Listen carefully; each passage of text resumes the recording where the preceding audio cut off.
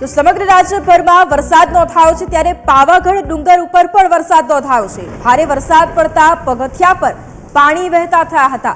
ભક્તોએ આહલાદક વાતાવરણમાં માતાજીના દર્શન કર્યા છે। ડુંગર પર ધુમ્મસભર્યું વાતાવરણ પણ જોવા મળી રહ્યું છે। પાવાગઢ ડુંગર ઉપર પણ વરસાદ વરસતા જે આહલાદક નજારો છે તે પણ જોવા મળ્યો છે। પગથિયા પર પાણી વહેતા થયા છે। ભક્તો પણ મોટી સંખ્યામાં પાવાગઢ આવતા હોય છે ત્યારે ભક્તોએ આહલાદક વાતાવરણમાં માતાજીના દ્રશ્યો પણ કર્યા છે। ડુંગર ઉપર પણ ધુમ્મસભર્યું જે વાતાવરણ છે તે વહેલી સવારથી જ જોવા મળી રહ્યું છે। તો મધ્ય ગુજરાતમાં પણ મેઘ મહેર જોવા મળી રહી છે ત્યારે પાવાગઢ ખાતે જ્યારે મોટી સંખ્યામાં જે ભક્તો આવતા હોય છે આજે પાવાગઢ ડુંગર પર વરસાદ ખાબક્યો। વરસાદ પડતા પગથિયા ઉપર પણ પાણી વહેતા થયા હતા।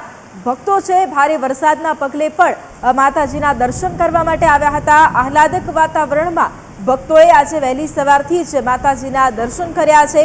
પગથિયા ઉપર પણ પાણી વહેતા થયા છે। વરસાદની ઋતુમાં જે પાવાગઢ આસપાસનો વિસ્તાર હોય છે તેના પણ દ્રશ્યો હોય છે તે આહલાદક દ્રશ્યો જોવા મળતા હોય છે ત્યારે આજે વહેલી સવારથી પાવાગઢ ડુંગર પર ધોધમાર વરસાદ વરસી રહ્યો છે ત્યારે ભક્તો આજે વરસાદ વચ્ચે માતાજીના દર્શન કરવા માટે પહોંચ્યા છે।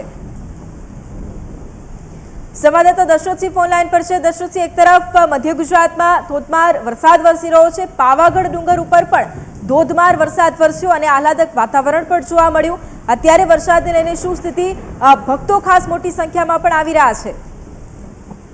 જી વૈભવી, વાત કરીએ તો પંચમહાલની તો યાત્રાધામ પાવાગઢ ખાતે ડુંગર પર જે વહેલી સવારથી જ ભક્તિમય માહોલમાં માતાજીના દર્શન કર્યા હતા। મેઘરાજે પાવાગઢ ડુંગર પર એકદમ અચાનક વરસાદી માહોલ જામ્યો હતો અને પગથિયા ઉપર ચો તરફ નદી જેમ પાણીના વહેણ શરૂ થઈ ગયા હતા। દર્શનાર્થીઓ પણ આવેલા ભક્તો સાથે સેલ્ફી લેવા સાથે પણ વહેતા પગથિયામાં આનંદ માન્યો હતો।